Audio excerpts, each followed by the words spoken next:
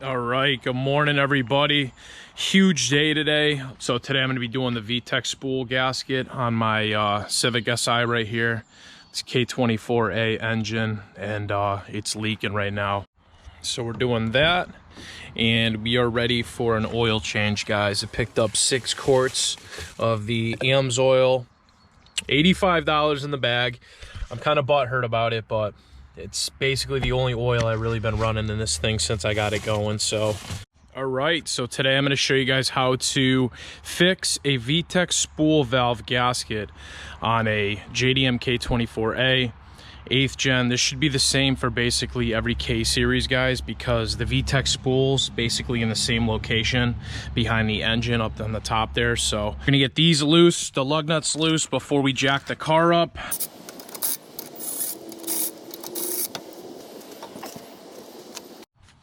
It's hard to see, but it is leaking, guys. There's oil on the oil pan right there, and then my axle shaft boot is saturated, so it's most likely coming from the top. First thing I'm gonna do here in this process, I have to do this anyways, but I'm gonna drain out my oil, guys. So I've got the oil drain bolt right there in the oil pan, 17 millimeter.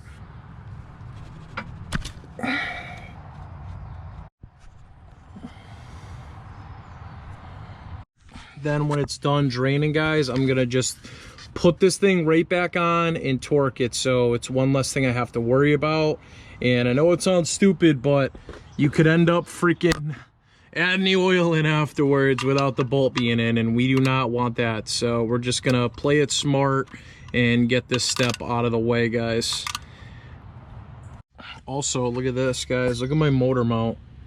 It's got all oil and just debris on it. That's all dried up oil right there. Green bolt is torqued to 29 pound-feet of torque. Now I'm gonna go ahead and work on getting the oil filter off.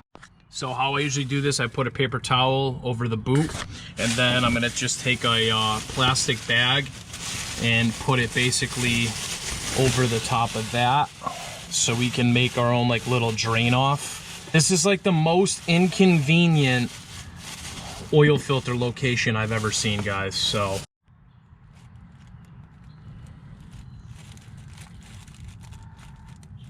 all right, guys, now that everything is done basically from the bottom, I got the oil's drained out, the oil filter's off, I can now make my way to the top and start disconnecting things, guys. We're gonna need to take our hood cowl off right here, which is pretty easy, and then we're gonna need to start taking off sensors from the top here and work our way back down.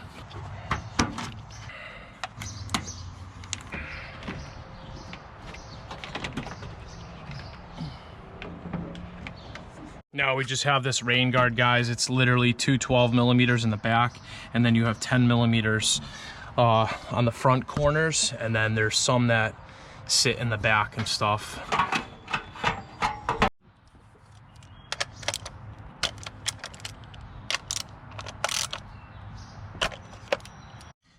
All right, guys, and there is the vtec spool valve right there in the back. So we got 2 sensors we need to unplug right on the top there, you can see, as well as a little plastic clip.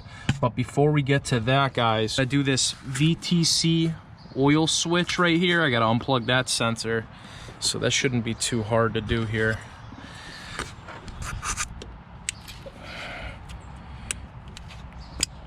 Yep, that's out.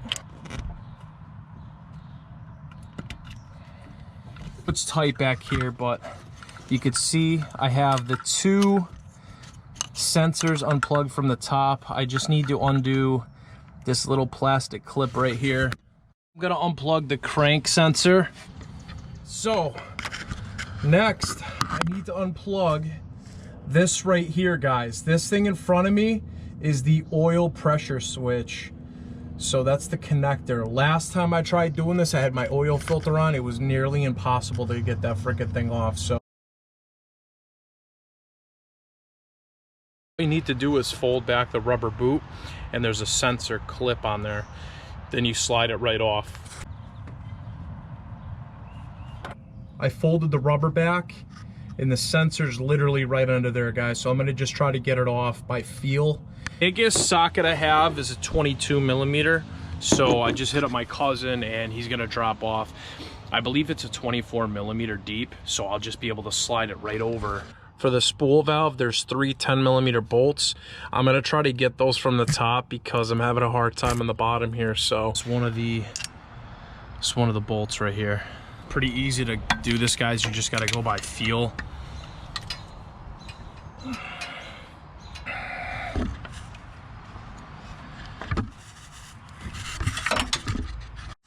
All right, guys, the vtec spool valve is out and there is no sign of like blockage or anything like that. So that was kind of just like a waste of time.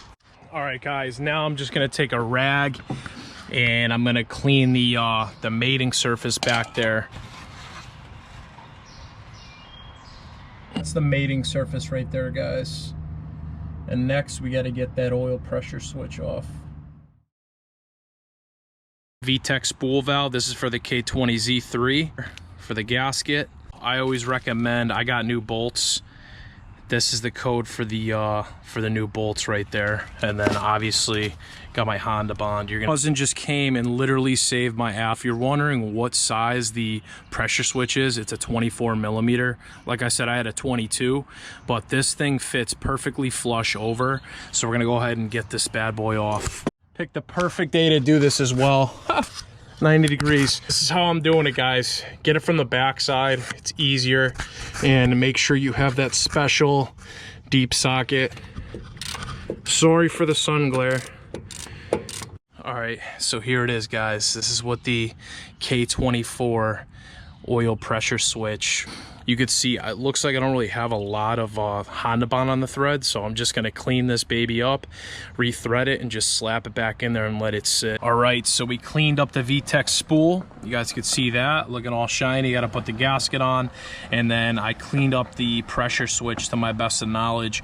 The only thing that sucks is I don't have Teflon tape, and I'm just gonna be using Honda bond for this again. So I'm hoping that when I install this, it's the perfect amount of Honda bond this time, so it's not gonna cause anything to leak, because I do not wanna pull this thing back apart again anytime soon. So also, some of you guys recommend that I put Honda bond down at the very bottom.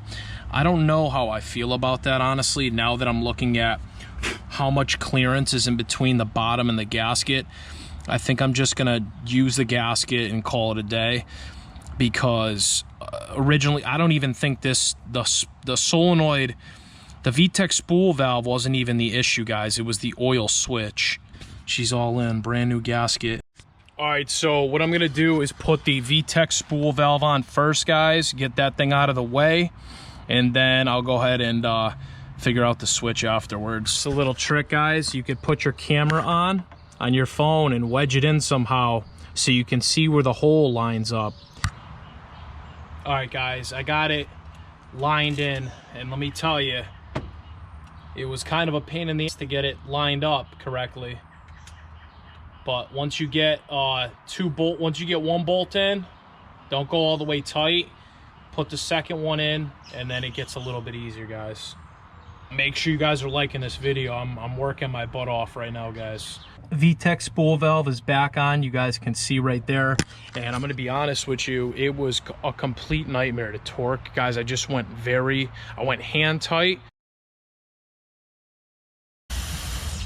guys. So loaded this bad boy up right here, you could see, and I'm just gonna put this thing on right now. So hopefully this is enough Honda bond. I really loaded this thing up to the moon. I don't even care. So how I was able to do this was I unplugged some of my EPS sensors, which are right here in front of me, and I was able to stick my arm all the way up through here to tighten the switch back on, which is right there, guys. Summing it up, I am just going to start reconnecting some sensors here, guys.